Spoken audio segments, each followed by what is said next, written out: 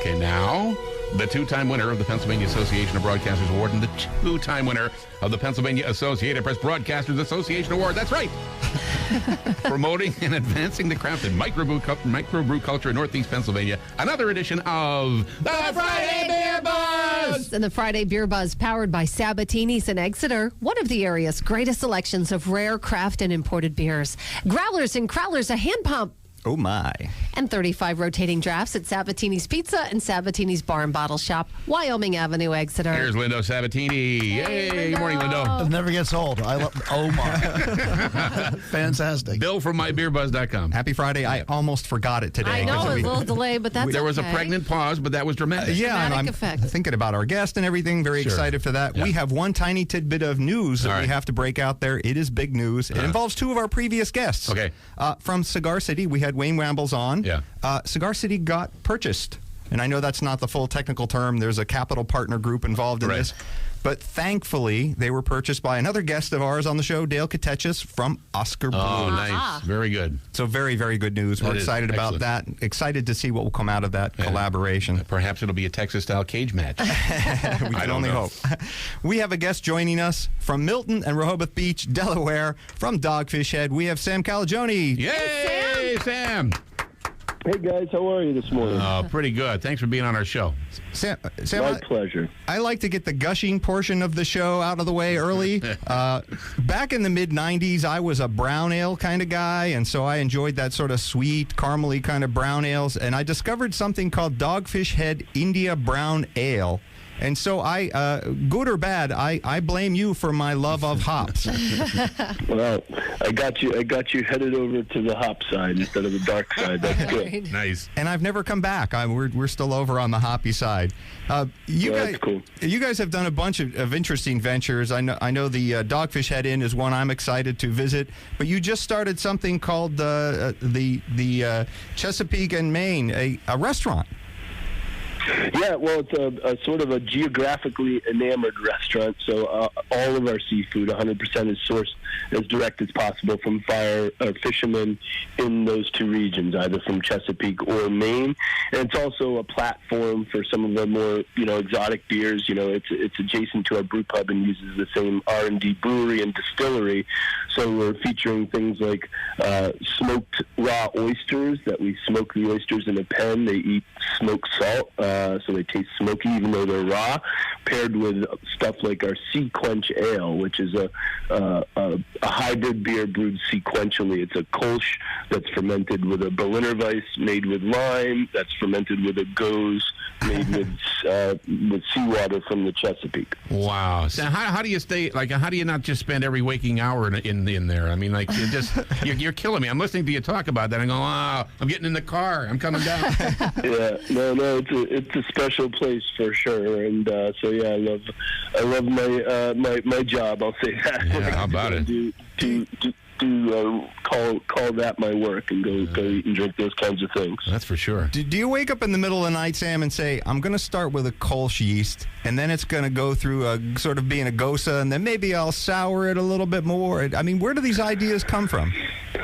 Yeah, that one for me was kind of like, how can I best give the middle finger to the Rheinheitsgebot in the year of its 500th anniversary? Let's see. I think I'll take 3 traditional German beer styles and mash them up together and put some lime and salt in there. It's funny how you find inspiration in places like that, huh? Happy birthday to you. Yeah. So, Sam, you have a new book out. And a dog. Sorry, my Lovely dog's dog. barking. Sorry I think about your that. dog needs to go out. Yeah, I'll move away from the dog. The dog is okay. The dog fits in the show really well. Yeah, that's for sure. For sure, yeah. So you have a new book out. It's called Off-Centered Leadership. Tell us about the book, because I think it's really, really interesting, the sort of the topics in the book. Yeah, I mean, basically it's about, my company's journey from a very small entrepreneurial company where me is kind of and my wife is the mom and pops leading the company, wore a lot of different hats, to our company has since grown to be one of the largest in the Mid-Atlantic, I think the largest independent craft brewery in the Mid-Atlantic now, and how we've been fortunate to bring other wonderful leaders with very complementary skills to mine and Mariah's to join our company. And so it's about collaboration. You know, Dogfish has always believed that there's more karma that comes with focusing on collaboration instead of competition, both internally and externally, as we navigate our way through the beer marketplace. Yeah, but I mean, early on, it's got to be kind of scary because I know vision and talent and all that, but you still have to, there's a confidence factor. I'm reading your story on your website, and you're talking about you're trying to get this brewery off the ground, and your wife is actually still working a full-time job, right? Yeah, exactly. Mariah, she had to work her job, so we had her insurance while I started the brewery because I couldn't afford insurance. Yeah. And, a lot of startup entrepreneurs go through the same challenges we did, so we weren't unique in that, but we have been fairly unique in that we've been able to, build a business where we started with this, in that era eccentric premise that a brewery can focus on beers made with culinary ingredients and sustain its way and grow in the marketplace. Yeah. And really, there were great first generation craft brewers like Sierra Nevada and Sam Adams that came before us and really helped to create a path for breweries like ours. But ours was really the first one to focus on exotic ingredients in the majority of beers that a brewery brews. So we're really proud of our role in that niche within the craft brewing niche. Mm-hmm. And I love the focus on collaboration and not competition. And I know that becomes increasingly more difficult in this highly competitive beer market, more and more. But I'm excited to see that craft brewers seem to maintain that spirit of collaboration way more than many other industries. Yeah, I think that's definitely true, and certainly we're heading into the most competitive moment in the craft brewing sector that I've seen in my 21 years as a professional brewer. But for example, this year we're doing collaborative beers with a little brewery close to us called Burley Oak, with Other Half in New York, Trillium in Boston, Sierra Nevada. So Dogfish is still very much proud to be working with our brethren in this industry instead of focusing on competing against them. And you guys definitely fly the flag for small independent craft beer, and I'm excited for that, and I congratulate you for that, especially in this market. We have two of your beers sitting in front of us. I have one and a half. Yeah, I was going to say we're excited to get to them, but I think we probably already got to them. Our first one is called Romantic Chemistry IPA. First, tell us about the name for Romantic Chemistry.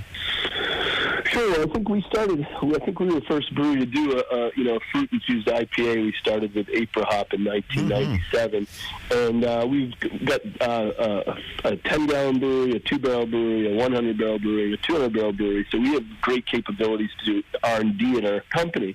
And so while we loved April Hop and we brewed it for 19 years in a row, we said, in our little research batches, we learned about that there's this chemical compound called myrcene, and myrcene is a naturally occurring chemical compound that kind of brings notes of citrusy and piney notes out of whatever contains it. And we learned in our trial batches of different stuff that myrcene is prevalent in mangoes, apricots, and hops. So we said, let's try combining these in equal kind of taste and aroma thresholds and see what we get.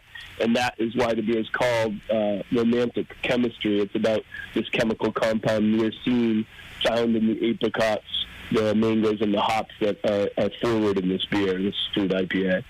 And I was a huge fan of April Hop, one of my favorite beers. I love the IPAs that bring back that sort of mango-y, peachy apricot kind of flavor. So this one's right up my alley. This is a spring seasonal, Sam? This is sort of a rotating seasonal? So exactly. It just hit the shelves March 1, and it should be around here for another month or two. So people should seek out the 4-packs of Romantic Chemistry now because it's selling really well and won't last for too long. And it is 7.2% ABV and 40 IBU. I think a very drinkable beer. I know the 7% will probably sneak up on you, but I think it's right down the middle for me on drinkable IPAs and nice hoppy IPAs. And we should give a shout out to the artwork on this bottle, Sam, because it's gorgeous.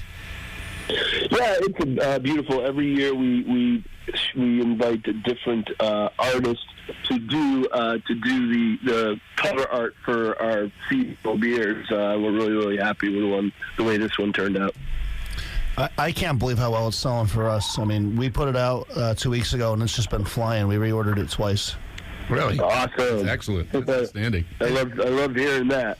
And the artist is Drew Millward, and I know he does a lot of rock posters. He does the Fish, and he does Foo Fighters as well. Yep. Really great looking. Radiohead as well.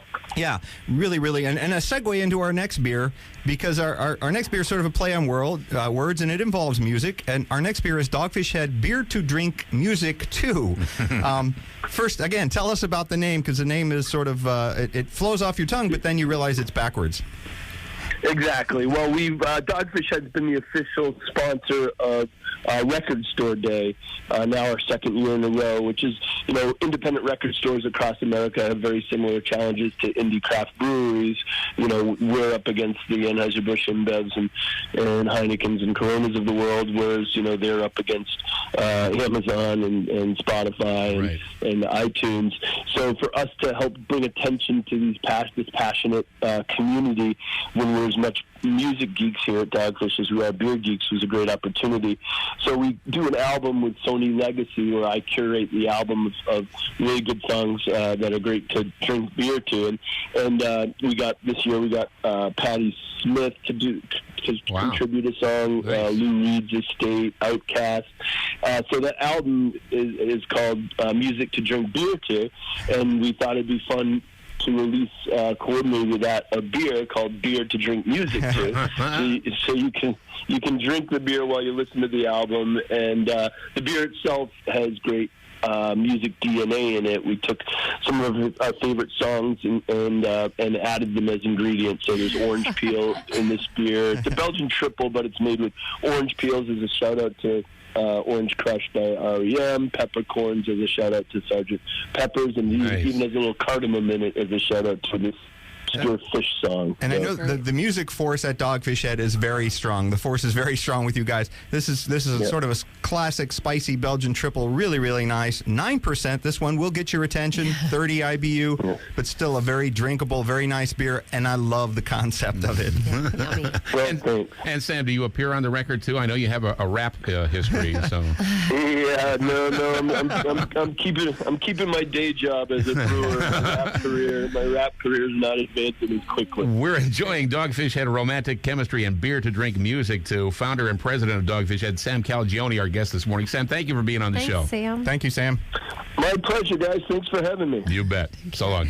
The Friday Beer Buzz, powered by Sabatini's in Exeter, one of the area's greatest selections of rare craft and imported beers.